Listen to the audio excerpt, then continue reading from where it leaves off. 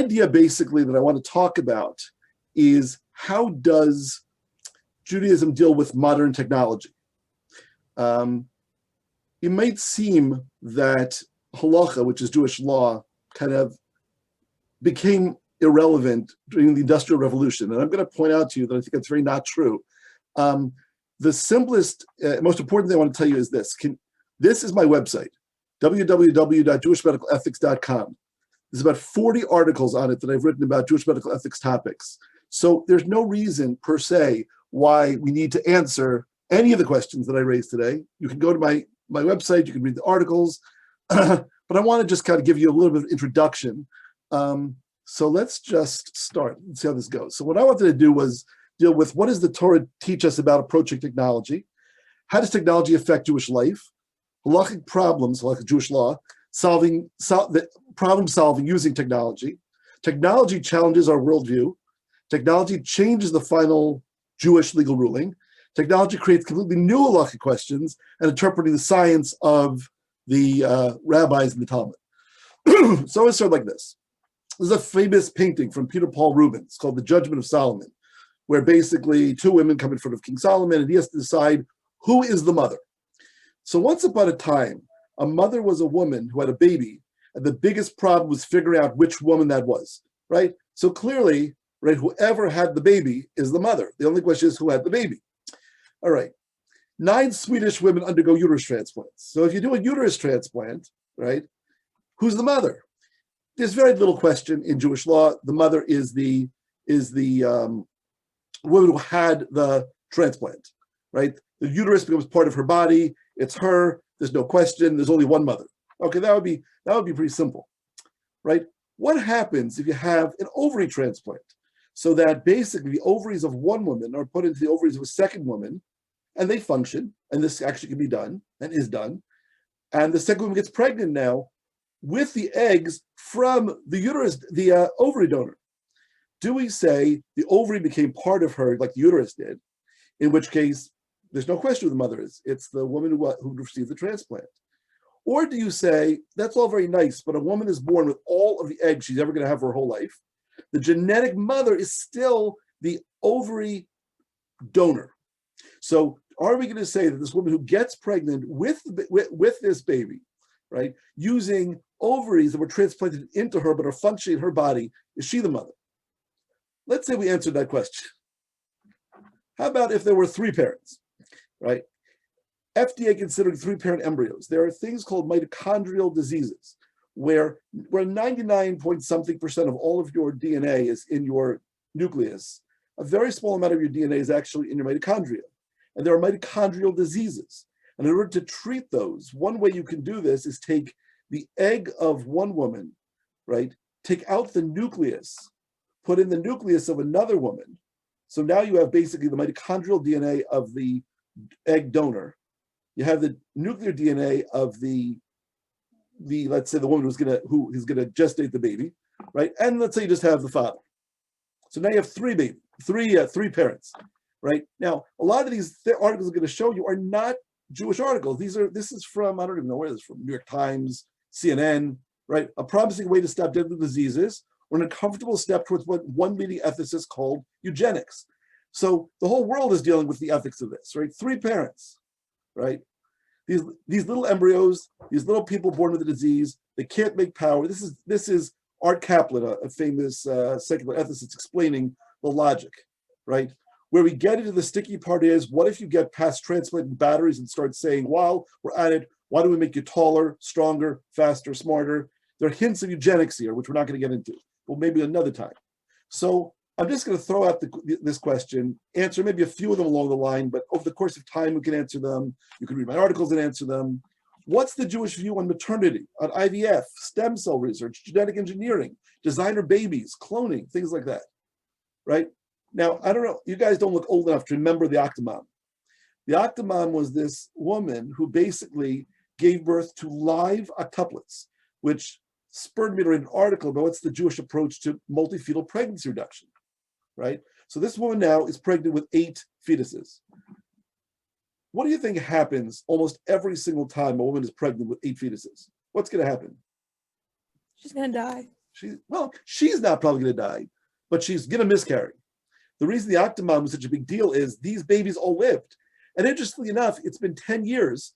And while she was like a sideshow freak at the time, she got her life together. And you can now Google and see recently all 8 of these kids are now 10 years old. They seem fairly normal, but she lived. But normally, what we would recommend from an OBGYN point of view is reduce the number of fetuses, right?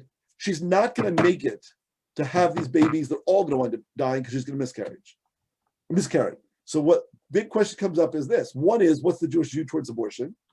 And even if we were to say we're not in favor of abortion on demand, right? This is a kind of medically indicated thing to save some lives. Because normally when people have the debate about abortion, right, they're having the debate about ending, whatever, not to get political, to ending a life. But now I come and I say to you, well, the problem is there's 8 potential babies here, and they're all going to die. But if I would reduce her, let's say, to 4 or 3 or 2, those will live. So I'm not doing this because I want to get rid of some of the babies. I'm really doing it because I want to save some of them. It's a lot like lifeboat ethics, of the question of 10 people in a lifeboat that can only hold 8 people.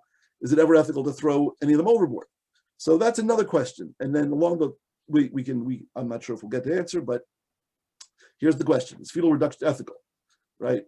So the doctor who did this said he only implanted 12 embryos after the woman said that she would agree to fetal reduction if necessary, but she didn't. Okay, that's one of our first questions. There was a time when a person was alive or they were dead. That would seem pretty obvious, right? That is, you can't be a little bit pregnant and you can't be a little bit dead, right? Live people had heartbeats and respiration, and dead people didn't. So basically, what you would do is you put your ear to their chest and see if you've got a heartbeat, put a feather in their nose and see if they're breathing, and if they're not, they're dead. That was pretty standard for thousands of years. Okay, so I just would get this stuff out of the way, but whatever. So this is a little girl who had actually a tonsillectomy and wound up brain dead. Brain death, in a nutshell, I'm just going to go here for a second, right, means that there is complete absence of function of the entire brain, including the brainstem. That in itself is an entire long discussion, which we can have sometime, about brain death. But the bottom line is this, right? This girl who winds up with absolutely no function of her brain is breathing on a respirator, and her heartbeat is going spontaneously. Her heartbeat is not being assisted by any form of machine, except the fact that because she's on a respirator, that's what's giving her oxygen so she doesn't become hypoxic. But her heart will beat indefinitely. And her family, right, did not accept this idea of brain death and said, she's pink, her heart is beating, she's not dead. And this is a debate, right, in Jewish law. It's a major debate. In the secular world, most of the Western world has accepted the idea that you can be dead and your heart can be beating. Question would be, what does Judaism say about that, right? Questions which at one point were very straightforward, what's a mother, what does it mean to be alive or dead, are much more confusing now, right? So what's the Jewish definition of death? And I'm going to just say to you right now, it's an argument, all right? The next part is a little bit light, but to give you an idea of how this affects, to some extent, the daily life of, for instance, observant Jews, right? This is the headline of Newsweek magazine, right? It said books aren't dead, they're just going digital, right? And interestingly enough, you think, what kind of ethical question could that raise, right?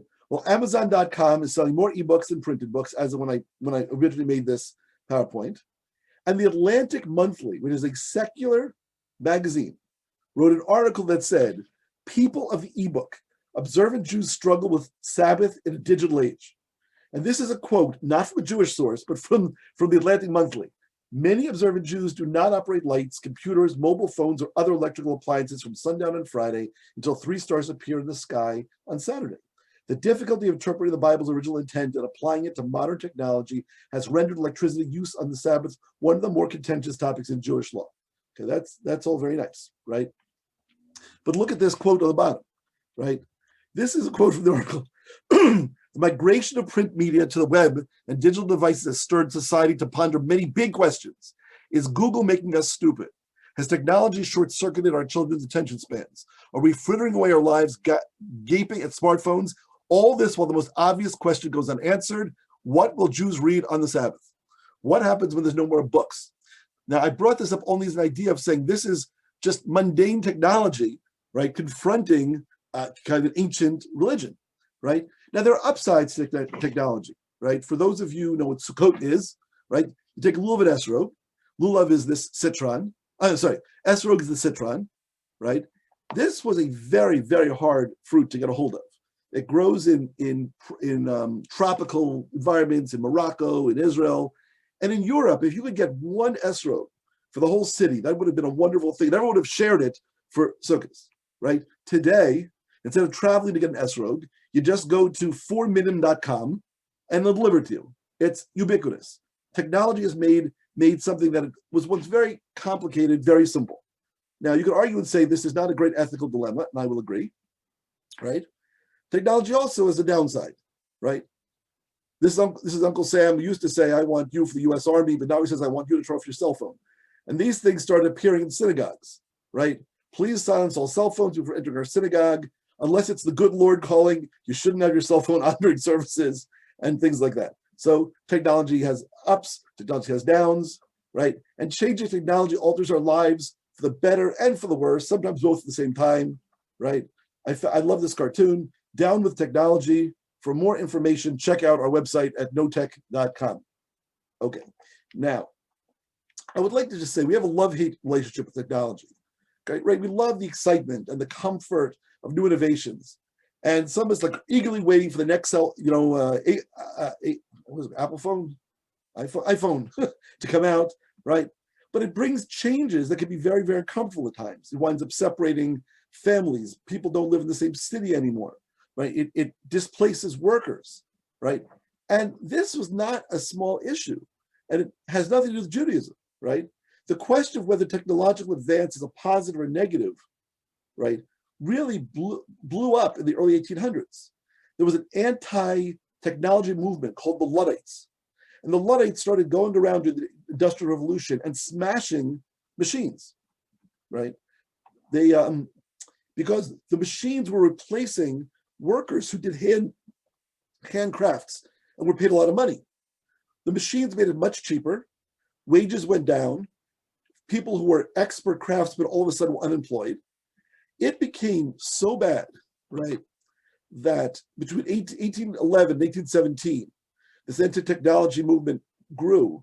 Right, I just can find the exact date on this thing, right? It reached a point, right, where there were more British troops, right, fighting the Luddites in England than against Napoleon on the Iberian Peninsula.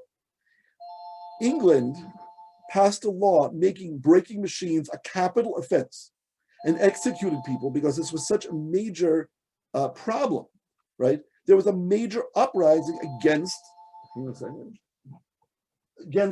technology. So we're not the only people who had issues, but in general, over time, right, technology allows us to adapt. We get more control of our lives, and over time, it improves work. That's not really our issue, right? The people, the toll taker used to take the money, eventually will find hopefully a better job. All right, so my question is there an inherent conflict between Judaism and modern technology? So what does the Torah teach us about approaching technology? Should we be interfering with nature and changing the world? That's a philosophical question. Are there some things that are just meant, that's the way God made it, why are we interfering? So I will say to you, the answer is no. Judaism has never had a view like that, right? The very beginning of the Torah says, be fruitful and multiply, which everyone has heard, fill the earth and subdue it. Rule over the fish of the sea, the bird of the sky, and every living thing that moves on the earth. And some of you may have seen this before, some of you may not have. And you say, that's a nice platitude. But what does this mean, subdue it? How does Judaism view this command to subdue the earth, right? So here's a quote from a medrash that says, when the sun set after Shabbos, after a Saturday night, and the very first week the world's created, and darkness began to descend, and the first man became scared because he never saw the sun set before. What did God do? He prepared from two stones, and out of rubbed them together, and a fire came out. and recited a blessing, or what blessing did he recite? Who creates illuminations of fire. This follows the opinion of Shmuel, who's one of the rabbis in the Talmud. Why do we recite a blessing on fire at the end of Shabbos? Because it was its first creation. So what? Right? This is what the Talmud says in the tractate about Passover. And at the termination of the Sabbath, the Holy and Blessed be He inspired Adam with knowledge of a similar kind to divine knowledge. And he procured 2 stones and rubbed them on each other, and fire issued from them. That sounds completely obscure. But if you think about what this is saying, is the following. The Jewish perspective is, it is a holy inspiration, right, to create technology. That's what God wants. God created people to be able to build bridges, move mountains, and improve the world. We don't have the attitude that says God made the world the way it is and we're supposed to accept it, right? An interesting side note, and you can read it again, it's one of my articles, is this, right? The Talmud discusses a very interesting dispute between a Roman general, emperor, it's not clear exactly who he was, and a big rabbi, right? Which was the following. I think it's Turnus Rufus asked Rabbi Akiva and said, right, if your God creates people perfect, right, if God makes things perfect, why do you circumcise your sons? Are you implying that God did not do a good enough job? If you really think about it, right, what would be the ultimate creation? It would be human beings. So what are we doing with circumcision? So it says that Rabbi Akiva said to Turnus Rufus, I have in my left hand a whole bunch of wheat, and in my right hand I have a cake. Which would you rather eat, the wheat or the cake? The Turnus Rufus says, of course, the cake. So the answer is, people were created to improve the world, to take what's here and make it better. And again, I'm probably getting ahead of myself, but every time I speak about fertility issues in Jewish law, there's always somebody who raises their hand and says, if God intended people, right, to have children, they'd have children the natural way. And I say, if God intended people to have children, he'd make them smart enough to figure out how to do IVF. There's nothing unnatural about IVF. So let's keep going, right? Interesting, just side note, the Zohar, which is a Kabbalistic book, says that in the year basically 1840, the gates of wisdom on high are going to open up, and all of a sudden technology is going to break loose, and that's exactly when the Industrial Revolution happened. All right, so let's take a few examples of how technology has affected Jewish life, and we're going to eventually get to how technology has affected medicine, and medicine affected Jewish law, right? The Mishnah, which is a compilation of Jewish law, right, says you're supposed to say the Shema. It's a paragraph from the Torah that accepts that God is the ruler of the world and you should do his commandments, right? You should say it in the evening. Okay, that's nice. So the question would be, have you ever wondered how anybody knew what time it was before the invention of clocks? The year, now I understand, right? The Talmud is written, let's say, the Mishnah is written in the year, let's say 250, right? There are no clocks. There's certainly no atomic clock, right? How do you know what time it is? Right? You're told, for instance, in the Talmud, it talks about midnight. How on earth would you know what time midnight was before clocks? So the Talmud goes through interesting stories about the wind blowing in different directions and how they knew and things like that. Okay, it's very nice, right? When we say today that Jewish holiday starts at 6:21 p.m., right? How would somebody have known before clocks? Right, so let me show you something interesting, right? So here is an atomic clock, which is good to the gazillionth of a second, right? And each new technology that developed, right, presented new opportunities and new problems, right? The answer to how you told time, at least during the daytime, was sundials. What's the problem with the sundial, right? It only works on sunny days, right? So then they invented clocks, but clocks were not really portable. So then they invented watches, right? But if you forget to look at your watch, right, that's not going to help.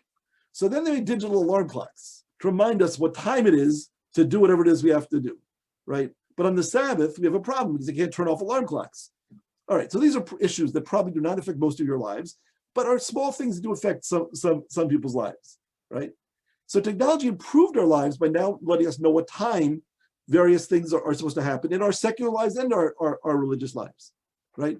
But it's got downsides, right? An oven with an automatic shutoff is a problem for observant Jews on the holidays when you're allowed to cook, right? Used to be you turn the stove on, you leave the burner on for 2 days, and that was it. They automatically shut off. It's a problem, right? You walk down the street today on a Friday night, and lights go on without your intending anything. And there's a problem turning on lights on the Sabbath, right? So that's another complication. On the other hand, made our lives much more comfortable. Crock pots so that you can make food on Shabbos, right? Ovens that are now more easier to use on Shabbos, things like that, okay? How many of you know what tefillin are? Any of you? Okay. What's tefillin? How do you make them? How do you make tefillin? Any idea? So it's basically made out of the hide of an animal.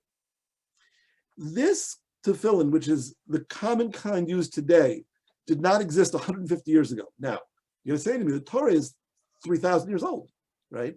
What's the deal? These are called gasos tefillin. It takes a hydraulic press to get enough pressure to make tefillin that are thick and strong like this. And these tefillin are so strong, right? There is a sofer, a person who makes tefillin, who's got a place in Jerusalem, where he's got a set of tefillin like this, were run over by a Mack truck, and the inside parchment was not disturbed, right? So it took hydraulic press invention to be able to make the modern kinds of tefillin we make. It's an example of technology has helped. Now, these are all ritual things, I understand. These are all religious objects. And you can say, well, if you're not observant, this doesn't really apply so much, right? So that is true. I just wanted to bring some of them up for people who study Torah, right? It used to be scrolls. Then the printing press was invented, which was the greatest thing in the world. The Talmud is 20 volumes, right? Then they wound up inventing Shaspad. And now you've got everything you'd ever possibly need on the internet, right? In your hand on an MP3, things like that, right? Skip through this. Now the question is, how can the technology help us find ways to solve things that could not be solved before? So I brought up the Atlantic Monthly before and said to you, the Atlantic Monthly has this problem with what are Jews going to do on the Sabbath? And the New York Times talks about this organization called SOMET that uses modern technology to solve issues which could never be solved before. Like, for instance, this is their website. And these are all kinds of inventions that they've come up with that I'm not going to go into now, have various important uses within Jewish law. But this, to me, is the most fascinating, right? You have someone who's disabled, and they cannot go to synagogue on Sabbath because they can't use an electric wheelchair. They may have no one to push them. What are they going to do? And this is a story from the Somet website about how they invented a special kind of wheelchair. And it's an electric wheelchair that can be used on the Sabbath to allow people who are disabled to be able to now move about and have independence. That is not a small thing, to be disabled and finally have a certain amount of independence. Let's keep going, right? So how do we approach technology? Let's get really specific. I want to pick some practical things now, right? That may appeal to you a little more. We'll see, right? Now, this is another kind of religious issue, but it brings in a lot of modern technology. Do you know what a Cohen is? Then you have a Jewish priest. There is a group of people, Judaism, called Kohanim. There are others called Levium, Levites, and everybody else is called Israel. Now, a Cohen cannot be near a dead body. This has repercussions for medical school. This has repercussions for burial, right? But there's something called tuma, impurity, and basically a Cohen cannot, a male Cohen cannot go near a dead body, okay? So I want to give you a little bit of an introduction, all right? In 1999 report on the International Planned Parenthood Federation website, it says that between 500,000 and 750,000 unborn Chinese girls are aborted every year after sex screening. China used to have a one-child rule. And as a result, parents wanted a boy because a boy can help out with the farm, and basically, if you only have one kid, want a boy. So they would start doing prenatal sex selection and aborting the girls, right? This NBC News report said prenatal sex selection was probably the primary cause, if not the sole cause, for the continuous rise of the sex ratio at birth. China, if you Google this now and find out, has a major disparity now. there's a major disparity between men and women, with many more men than women in China, and it's causing when Yiddish we call it shidduch crisis, but in English it's called I guess a marriage crisis. There's just not enough girls to marry the men, okay? And this is being done because a lot of it's illegally. They were doing ultrasounds on the women, find out it's a boy or girl, and aborting the girls. Now, this is a responsa from Rabbi Moshe Feinstein, who was one of the most prominent rabbis of the second half of the 20th century. And he said, I have said to Torah observant physicians that they should not perform the embryos and thesis because there's no practical purpose, since they're forbidden to abort the fetus and it will only cause suffering to the parents. Now let's think about this for a minute. You know what amniocentesis is? Where they take a little bit of fluid from a woman who's pregnant from the amniotic sac and they analyze it to see if the baby has a birth defect. Now, Rabbi Feinstein had a very, very strict view on abortion. So he's saying the following: don't do amniocentesis because all it's going to do is lead people to do something which is not allowed, which is to abort the baby for a disability. Okay.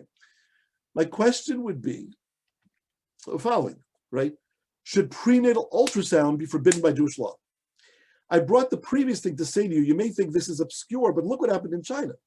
Millions of girls were aborted merely because they were girls. So regardless of what your political view on abortion is, which is not the question, this was not an issue of my body, my rights. This was an issue simply of selectively aborting millions of girls. Should prenatal ultrasound be forbidden by Jewish law? Especially since Rabbi Feinstein says using things like this are going to just lead to immoral behavior. Anyone want to unmute and answer? What was the question? Should prenatal ultrasound be forbidden by Jewish law? Because if it shows abnormalities, it may lead people to abort, which in situations which are not permitted. I think a good portion of it would be around like the culture. So I mean, I think that would that would influence them to abort the child. So that's why a lot of millions of kids were all killed because of their culture. They wanted to have boys. I feel like as Jewish people, we don't think that way. So, but that's China. So what do we think here? Let's say here we decided that any baby with a disability we're going to kill. Mm-hmm. That is not such a far-fetched idea, right? There's a debate about, even among people who are more liberal, there's a debate about whether or not it's okay to abort for Down syndrome, right? So the question would be, how would you, from a Jewish perspective, decide whether or not ultrasound should be forbidden? So I'd like to go back to our other question. It depends, right? Now consider the following. I told you about this idea of a Cohen, right? The wife of a Cohen, of this Jewish priest, is pregnant. If the baby is a boy, he must be protected from ritual impurity, meaning dead bodies. Baby can't go near dead bodies. Can this woman go into a hospital, which may have a dead body in it, to have her baby there? She's pregnant. If it's a boy, it's going to be a Cohen boy, and you can't go near a dead body, right? Should she go and have the baby there? I'm going to tell you, for 500 years, there has been a debate in Jewish law, right? 500 years ago, the argument is, well, it's a double doubt. Maybe it's a girl, right? If it's a girl, it's not a problem. And even if it's a boy, maybe it'll be stillborn. So meaning there's less than a 50% chance of having a viable boy, therefore it should be allowed, okay? So therefore the mother can enter a room with the corpse if she's in labor. These little footnotes are for any of you with Jewish background if you want to know where we look these things up. Okay, 18th century, right? Rabbi turns around and says, no, when the baby's head appears, he immediately becomes ritually impure. At this point, the possibility of a stillbirth is no longer applies. There is no double doubt. She can't go in the hospital. Okay? So therefore, according to that argument, women can't enter the room with a corpse if she's in labor. What's the basis of this whole argument? Why can't they just decide? What information are they missing?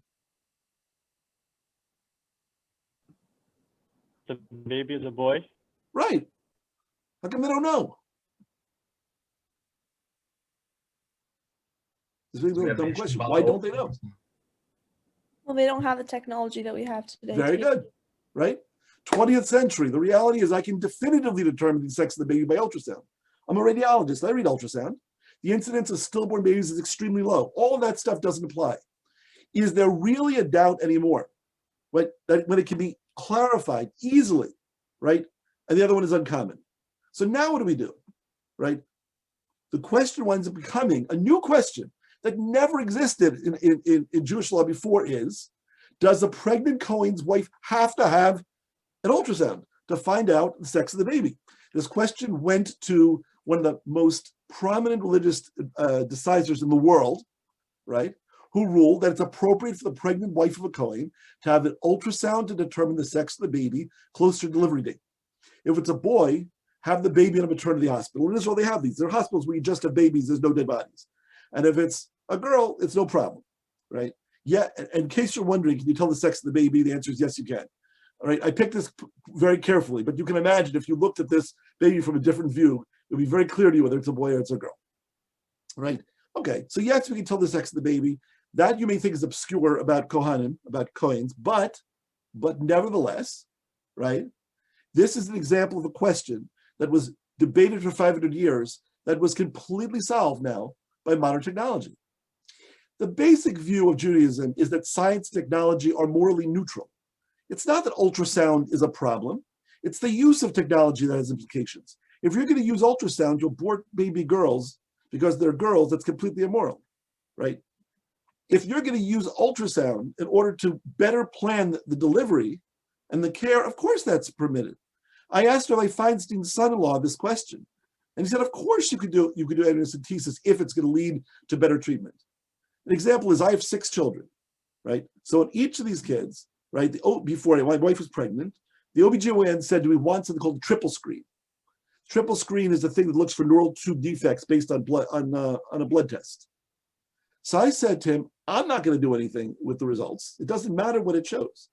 I said, but if the results would change your management, if you were to know that the baby had Downs, you would want a pediatric cardiologist in the room because children with Downs often have cardiac anomalies, then for sure you should do it because there's a point, there's a value to it. So it's not, is the triple screen test ethical or unethical? It's what are you going to do with it, right? So next issue is technology challenges our worldview, right? Anesthesia for childbirth. You're going to say, what could the possible question be, right? Well, this is a picture of the Ether Dome in Boston. It's the site of the first demonstration of the use of inhaled ether as a surgical anesthetic, right? You're very lucky the world that you were born into, because before this, there was no anesthesia. Have you ever heard this saying, bite the bullet? Do you know where it comes from? Yeah. Where does it come from? No, I don't know where it comes from, actually, no. Oh, well, it comes from the following. In wartime, in particular, right? But other times also, there were obviously a lot of horrible injuries, and they had to do surgery to like amputate limbs. There was no anesthesia. They gave you a bullet to put between your teeth just to bear down as hard as you could to stand the pain of the amputation while you were awake. That's bite the bullet, which means basically just take the pain, right? And then they came with anesthesia.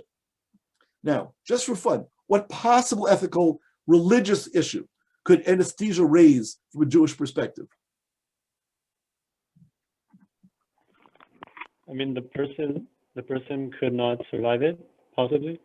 Okay, no. So that's a very important topic we're trying to talk about today, about risk in Jewish law, right? Please forgive me. Understand this is just a big introduction, right? Future sessions, I'd like to talk about very specific issues of risk and experimental therapies and things like that, end of life issues. But put that aside, right? How about this? Does painless childbirth challenge our religious faith? The beginning of the Torah says, right, what's the punishment to Eve for what she did? She's going to have pain when she has children. So you're going to give that epidural and take that pain away? What do you think? Is it a problem? I personally don't think it's a problem because if giving birth does like hurt the mom in a way, I feel like it like rationally doesn't really make sense. Like, Okay, that's fair, right? You're saying, if I want to reword what you said, you're saying rationally does not make sense to deliberately cause pain. yeah, even though like all the Torah I is mean, saying, like, yeah. epidurals weren't really a thing probably in the past. So They weren't having this invented. like, yeah. So like, I feel like personally, it would make more sense if you were able to deliver with like less pain, because I feel like if you're inflicting pain, it's kind of like the opposite of what you're trying to do. 100%. Nevertheless, do you think that's what Jewish law says? No, I don't think so. Of course it does. Right? Oh, okay. I'm going to say some sects of Christianity took such extreme affront to the concept of anesthesia in childbirth because they thought it showed a lack of faith on the part of the women in trying to avoid God-imposed pain of childbirth, right? It wasn't until 1948 that the Vatican, that the Pope finally said, you're allowed to have babies without pain. Now, this is Rabbi Lord Jacobowitz. He was the former chief rabbi of Great Britain, and he wrote the original book called Jewish Medical Ethics, which gave it the title to the entire field of Jewish medical ethics, right? And this is what he said. The report of the Joint Commission on Christian Healing informs us that, quote, before the discovery of anesthesia, a woman in France was detected in an attempt to ease the pain of childbirth with the help of another woman. This was construed as a blasphemous attempt to thwart the curse that God had laid on Eve, and both women were burnt to death. Okay, this is what happens in the in France, the non-Jewish environment. Right. Continues. Towards the end of the last century, a Catholic medical moralist still forbade the use of chloroform at normal births, adding significantly, let our women be trained to have courage and resilience and to the proper appreciation of their high vocation and duties. Then I guarantee that they will not cry out for chloroform under the pangs of labor, but cling with redoubled love and sacrifice to the beings whom they bring into existence in pain. In fact, 1948, the Pope says that you can now use it. Great. What's the Jewish view? Rabbi Jacobowitz writes, in rabbinic writings, the question is never raised. As has been remarked, the prohibition of analgesia would contradict Jewish ideology. Exactly what you said. We never say that you can't decrease people's pain, right? Pain management is an extremely important area in medicine, and it's an extremely important part of life, and it's an important part of Jewish law, right? Indeed, the sympathy of Jewish law for the sufferings accompanying childbirth is so strong that I don't remember what the rest was, right? So it's very interesting because our approach is the fact that God made women have pain in childbirth is not an obligation to accept, right? God made the pain, and if you can figure out a way to get around it, you absolutely should, and you absolutely can, right? There is no prohibition whatsoever. There are times in which we deliberately inflict a little bit of pain, a little bit, in which, what holiday can you think of that may be considered a little bit of infliction of pain? Maybe I don't know. My family, Dainu, gets pretty crazy in Passover. So I'm not sure if Dainu is really painful. I don't know. I have some relatives that go at it. How about Yom Kippur? Yom Kippur? Yeah, but understand the level of suffering that is. The idea of fasting for a day, it's fasting for a valuable purpose, right? It's not, and if you're not well, if there's any threat to your life, we absolutely have you break your fast, right? The technology changes. Now I'm going to go through this very fast because we have 3 minutes. Ready? There is an interesting Jewish law that says that a baby born at 8 months is not considered viable. We don't have time to really go into this, but it's not viable, let's say. But you're going to say to me, what does that mean, right? We know that babies are born before eight months are viable, right? And you can see how rabbis have responded to this, right? By saying, right, times have changed, technology changed in the halacha, right? You have to rely on what your own eyes see. And Jewish law doesn't, it's not that the Torah changes, it's that we apply halacha to whatever the circumstance is at the moment. I want to just skip through this because, right, this is the good stuff that you were waiting for. And unfortunately, we have 2 minutes left. So maybe that's what we'll pick up next time, right? Surrogacy, cloning, stem cells. Now we got through all this religious stuff, right? I'm going to ask you a question, right? What is Judaism say about surrogacy, right? Who is this doctor? What's the medical journal he's reading? Because he's the author of the first treatise on surrogacy published in 1940. Anybody recognize him?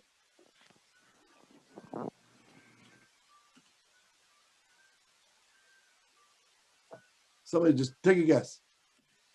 And what's the book?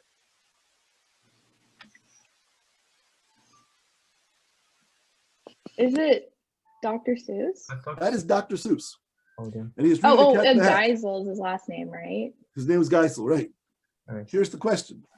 71, when I wrote this, it was 71 years. That's more than 71 years. Dr. Seuss posed what would become a prophetic question. Who is the mother in surrogacy? Now, many of you probably, if any of you, do not have children. But if you've ever read Horton Hatches the Egg, this is our halakha question, right? There is the genetic mother, the bird. She wants to go on vacation. She asks Horton, will you sit on my egg till it hatches? Here's the genetic mother. Here's the surrogate mother. He sits on this egg for a year. And just before the egg hatches, the bird comes back and says, it's mine. And Horton says, it's mine. I sat and gestated the baby, right? And the question that comes up in the book is, who's the mother? Is it the mother who laid the egg? Or is the mother the one who sat on it and basically nurtured it till it hatched, right? So who is the mother? Well, the surrogate provides the egg and her uterus to carry on a fetus to term. That's right. You could have an ovary donation, you said, right? You could have an egg from the wife, but implanted in the surrogate. You could have a fetal transplant. Scenario A, a woman provides the ovum and her uterus to carry the fetus to term for another woman who's infertile, right? So basically, the one who's donating, right, gives the egg and gestates the baby. Who's the mother, right? The infertile woman's husband provides the sperm, right? The result is a child conceived through artificial insemination and planted in the surrogate. Who's the mother?